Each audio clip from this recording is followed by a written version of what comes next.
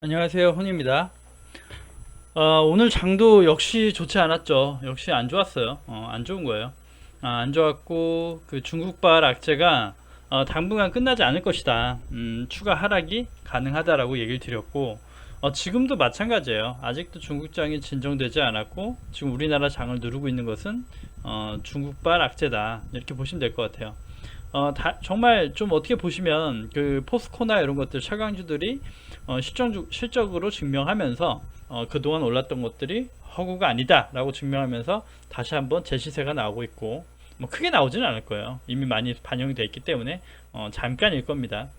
어, 그래서 저도 이제 세라베스틸이라는 거 다시 한번 소액으로 담아서 소량 그 수익 내분이 어떨까 한번 얘기 드린 적은 있고, 예를 들어 그런 식이에요. 그러니까 마찬가지로 그 영업이익들은 잘 나오는데 주가가 못 가요. 그러니까 좀 갈 수도 있는 섹터 종목도 충분히 있는데도 불구하고 장 자체가 되게 안 좋다, 좋지 않다. 그래서 여기 지수대에서 지켜주면서 행보를 하는 건 나쁘지 않다고 얘기 드렸는데, 이 와중에 계좌가 자꾸 쪼그라드는 게 문제가 되는 거죠. 사실은 그런 것들은 좀 그런 게 있어요.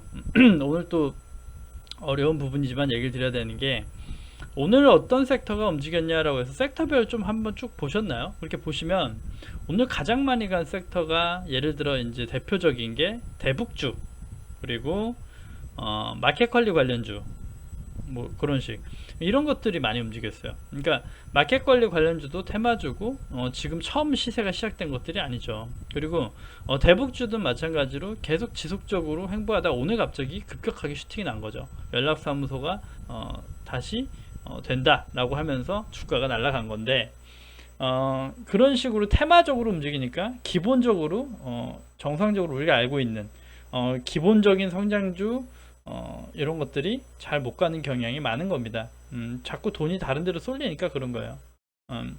그래서 일단 장이 되게 힘들게 느껴지실 수 있는데, 그런 것들, 이게 장이 안 좋을 때 테마가 원래 세요. 그다음 뭐 폭염 관련주 이런 것들. 그러니까 장이 안 좋을 때 테마가 세고, 장이 정상적으로 좋고 상승 갈 때는 기존에 우리가 봤던 것들이 많이 시세가 움직이는 게 원래 주식 시장입니다. 그래서 테마적인 것을 접근하면은 사실 리스크도 크기 때문에 바이오 하는 것과 크게 다르지가 않거든요. 그래서 그런 것들은 조금 감안하시면서 보셔야 될 것 같고, 가능하신 부분들에선 소량으로 수익 내시면서 이 장을 버티시면 되겠어요. 일단 코스닥도 보시면 그 좀 어떻게 보면 계속 턱걸이죠. 턱걸이 대롱대롱 매달려 있고, 지지라고 보긴 힘들고, 사실 중국발 악재가 진정돼야 되는 건 맞아요. 그런데 중국의 불확실성으로 계속 지속적으로 떨어진다면 이 버팀목도 우리나라 버팀목도 약해질 수 있어요. 어찌됐건 저찌됐건 한국의, 그러니까 아시아의 중심은 중국 시장이 맞거든요. 홍콩 시장이. 그래서 거기를 무시할 수 없다, 이렇게 보시면 될 것 같아요.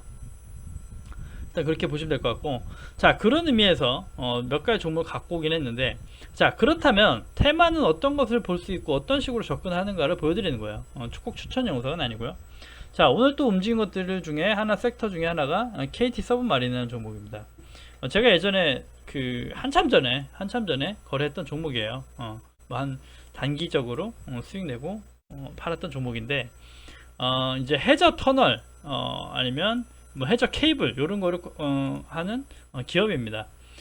그러다 보니까 지금 충분히 최근에 이제 시장이 안 좋아지면서 뭐 하면서 상승분은 전부 조정이 됐던 모습이에요. 조정이 됐던 모습이고, 참 이게 신기합니다. 조정 구간에서 오늘 해저 터널 관련해 가지고 종목들이 오른 거죠.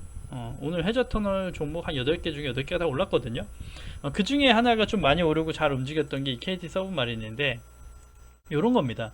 만약에 이 테마가 부각되고 뭐 그 해저 터널 관련해서 7조의 그 투자비를 요청했다, 뭐 이런 내용이에요. 그런 걸로 올라갔는데, 요런 테마가 한번 부각돼 가지고 시세가 조금 단기적으로 쥐어지면 이렇게 한 파동 정도 나올 수 있다는 거죠. 이렇게 여기 정도까지, 뭐 7,700원 정도까지 한 10%뭐 이 정도 한 파동은 나올 수 있다. 그래서 이게 하루짜리로 반납이 될지 모르겠지만 테마적인 접근은 이런 식으로 시작하시는 게 맞아요. 그러니까 내가 이 테마를 해서 한 번 정도의 시세를 할 수 있겠다라고 할 땐 오늘 같은 날에 아니면 내일 좀 눌린 목이나 이럴 때 좀 접근해 보는 거지. 그러니까 방법론을 알려드린 겁니다. 테마적인 것들을 다루는 방법 이렇게 되겠어요. 그래서 이런 식으로 접근하시면 되는 거거든요, 사실은. 그리고 유닛 테스트는 잘 아시는 분은 많이 아실 수 있어요. 이거는 이제 반도체 관련주긴 한데 얘도 하나의 테마가 있고 얘 관련주들은 다 이미 많이 시세가 나오고 움직이고 있는 거죠. 지금 바닥 대비해서도 조금씩 반등하고 오르고 있죠. 이미 어떻게 보면 많이 올랐다고 볼 수 있고 부담스러울 수 있는데 여기에서 지금 여기 상단에 있는 매물 소화를 아주 열심히 하고 있는 모습이에요. 추세는 살아있고 매물 소화는 하고 있다 라고 보면 이런 것들은 대응할 때 말 그대로 추세가 중요하죠. 상승 추세를 자 단기적 상승 추세를 얼마나 이어갈 수 있을지, 그래서 이런 것들은 추세 대응을 하는 게 좋습니다.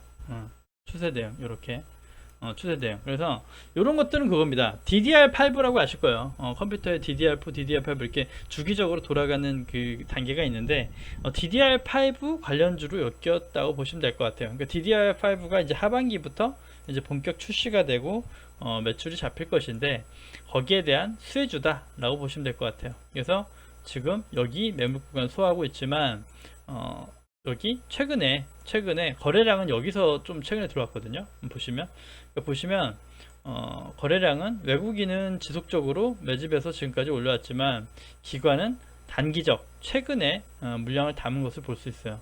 며칠 사이에. 그러니까 여기 파동부터 여기 상승부터 시작을 했다라고 봐도 과언이 아니죠. 이렇게 이런 식의 접근 방법이 나쁘지 않답니다. 그래서 소량으로 장이 안 좋음에도 불구하고 테마적인 것도 잘 간다. 마찬가지로 이거는 아까 말씀드렸던 대북주예요. 대북주. 그런데 요거는 사실은 한번 이쯤에서 소개시켜 드리려고 했는데 그 너무 테마성 주시기 때문에 일단 언급은 안 드리긴 했는데 오늘 이거를 갖고 와서 얘기 드린 건 딱 하나 아니고, 자 상한가를 갔다가 오전 내내 오전에 상한가를 도달하고 오후까지도 유지가 되다가 막판에 흘러내렸어요. 흘러내렸다가 다시 좀 반등한 정도입니다. 계속 상한가를 유지하다가 갑자기 대량 매물이 쏟아진 거죠. 그러니까 장이 불안하니까 이렇게 센 것들도 못 간다는 거죠. 그러니까 상한가 당연히 장이 좋았으면 그냥 상한가로 마감이 됐을 거예요. 근데 장이 좀 지수가 밀리고 불안해지고 하니까 바로 이렇게 투매 물량이 나오는 거죠. 그러니까 단기적 길게 가져가지 못하는 거고. 자 반대로 이마트 또 보시면 이마트도 제가 어제 언급을 드렸죠. 어제 장이 좋았으면 갈 것인데 재료도 있는데 못 갔다. 근데 이런 것들은 또 유심 있게 봐야 돼요. 또 이런 것들은 장이 안 좋아서 많이 못 간 것들, 어제는 좀 지수가 많이 밀렸잖아요. 오늘은 그렇지 않고 이런 것들은 유심히 보셔야 되는 게, 자 이 종목만이 아니라 뭔가 재료가 떠서 분명히 좀 이렇게 거래량도 들어오고 시세가 나오는 것 같은데 이상하게 되게 그 저항대가 심하지도 않은데 금액대가 밀릴 때가 있어요. 제가 어제 언급드렸죠. 이마트로 갈 건데 못 갔습니다. 그러면 조금만 정상적이게만 돌아도 다시 가요. 이런 것도 잊지 않으시면 수익 내기가 앞으로 좋아요. 그러니까 다른 종목 보셨어도 관심 있게 봤던 것도 뭔가 좋은 재료와 뭐가 나와서 거래에 도움만 됐는데 눌린 것들, 이런 것들은 눈여겨볼 필요가 있다. 이렇게 다시 갑니다. 그렇다는 거. 다 이제 투자 스타일에 참고하시라는 거죠. 지금 제가 말씀드린 것들, 이런 것도 보시면, 자 이거는 이제 제가 최근에 준비했던 특집으로 바닥 매집주에서 하나 들어있던 종목인데, 얘는 당분간 갈 수밖에 없는 차트다 라고 얘기 드렸던 거죠.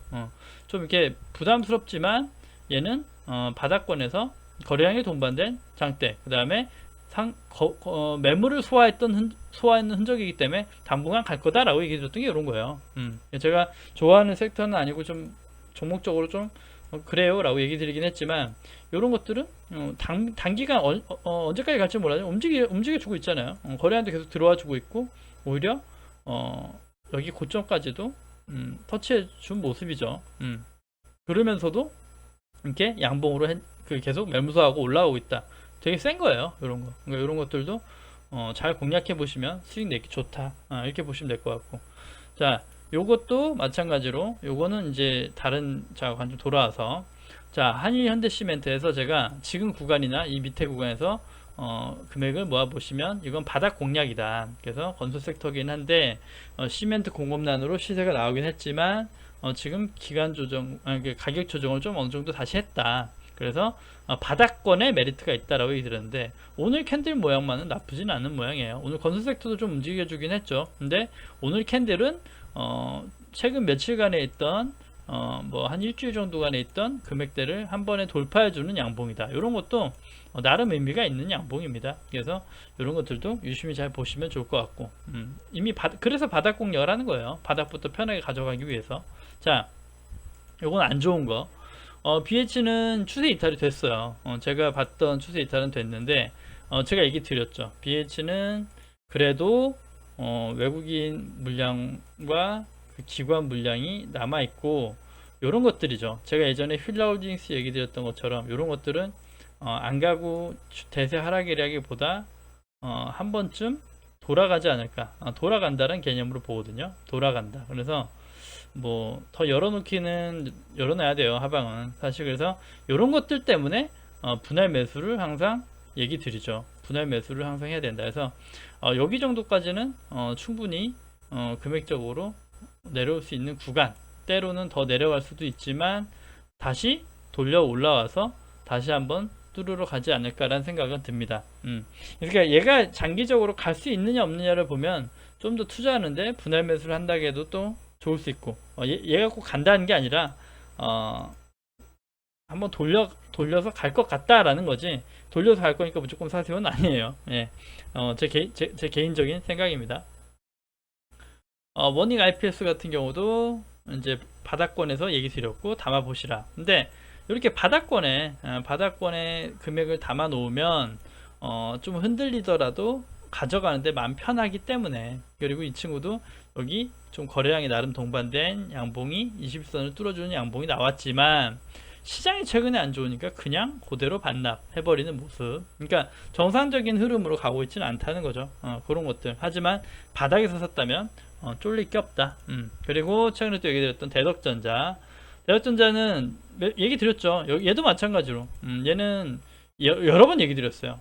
심지어 여기 13,000원대부터 되게 오랫동안 얘기 드렸던 종목인데, 얘는 증설 이슈로 3분기에 또 이제 3, 4분기에서 하반기도 좋을 거고 오히려 고점을 한번 뚫어보지 않을까 싶었던 종목. 그리고 최근에 또 추세 때 이탈해 가지고 했지만 여기 금액대는 깨주지 않았죠. 15,000원 중반 정도 금액은 지켜주면서 다시 한번 고점을 두드리고 있는 겁니다. 오늘도 나름 거래량이 조금 들어오긴 했는데 저도 가지고 있는 종목이라고 말씀드렸고, 그런데 요즘 같은 시장에서는 이 고점을 뚫기가 쉽지 않을 것 같아서 정말 이거 갖고 온 기간도 아깝지만 16,800원 요 매물대 금액에선 정리를 해야 되나, 절반 다시 팔아야 되나 라는 생각도 들어요. 왜냐면 좀 이렇게 시장 자체가 되게 뚫어주고 강하게 갈 것 같지도 않고 좀 그런 생각이 들어서 종목을 떠나서 시장 자체가 그렇다. 뭐 뭔가 재료가 떠줘가지고 부각돼가지고 슉 날아가주는 건 상관이 없는데 지금 같은 경우엔 소량의 수익도 전부 걷어들여야 되는 시장이 아닌가, 그런 생각도 들기도 하고요. 여러 가지 생각이 드네요. 자, MC넥스도 마찬가지로 그 카메라 모듈 관련주에서 얘기 드렸고, 여기 구간에서 충분히 모아보시면 괜찮다. 근데 요런 겁니다. 얘도 이제 그 이쪽 바닥에서 보면 카메라 모듈 관련 섹터가 처음 움직이기 시작한 거죠. 움직이기 시작하고 거래가 들어오고 시작했고, 그때부터 상승 가서 지금도 이제 제가 그어놨던 장기 하락 추세죠. 장기 하락 추세를 저항을 막고 있는 모습이죠. 보이시죠? 그어놓은데 정확하게 맞아 떨어지고 있어요. 그래서 여기가 돌파돼 주면 또 괜찮아요. 괜찮은데, 아니면 이 단기간의 수익에 만족해야 될 수도 있다라는 생각도 드는 정도의 모습입니다. 옵트론텍도 보시면 같은 섹터 얘기 드렸고, 얘가 대장주였다고 얘기 드렸죠. 확실히 대장주는 더 세요. 더 잘 나가죠. 확실히 대장주는 더 잘 나가서 역시 대장주를 거래해야 되나 라는 생각은 들 때가 있습니다. 그 대신 대장주는 변동성이 너무 크기 때문에 그걸 이겨내려면 정말 바닥에서 잡아놓고 쳐다봐야 돼요. 근데 옵트론텍 같은 거 보시면 여기 금액대를 한번 보시자 얘기 드렸지만 역시나 흔들림이 많다. 그래서 요거를 버틸 수 있는 자가 수익을 가져가겠지만, 요것도 결과론적으로 이렇게 상승 갔으니까 갔다라고 할 수 있는 거지, 하락 갔다 그러면 정말 잘 매도한 게 될 수도 있는 거고, 뭐 그렇습니다. 그래서 사실 정답은 없어요. 정답은 없고, 내가 이 섹터에 가치 투자를 내가 해야 돼요. 종목을 소개받더라도 내가 믿고 내가 확신을 가지고 투자를 해야 수익도 낼 수 있는 거고 손절도 할 수 있는 겁니다. 그래서 아무튼 옵트론텍도 역시나 장이 안 좋으니까 상승분을 다 반납하긴 했지만 나쁘지 않은 흐름은 유지하고 있습니다. MCX도 추천해드리고 얘기한 것보다 많이는 아니지만 올라가고 있죠. 그렇게 보시면 될 것 같고 3기 같은 경우도 어제 한번 진단 얘기를 드렸어요.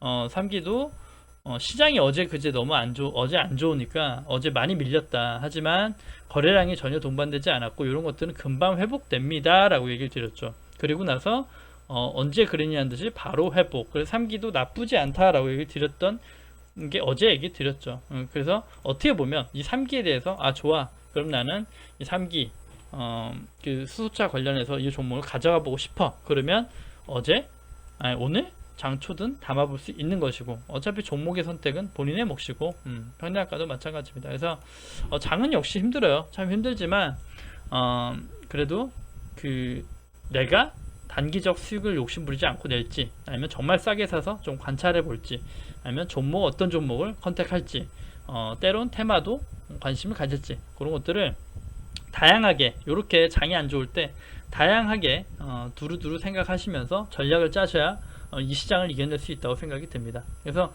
일단은 중국발 악재는 좀 진정돼야 되는 것이 맞는 것이고 우리나라 장은 아직은 잘 버텨주고 있다. 그래서 조금 더 힘을 내서 버텨줬으면 좋겠다.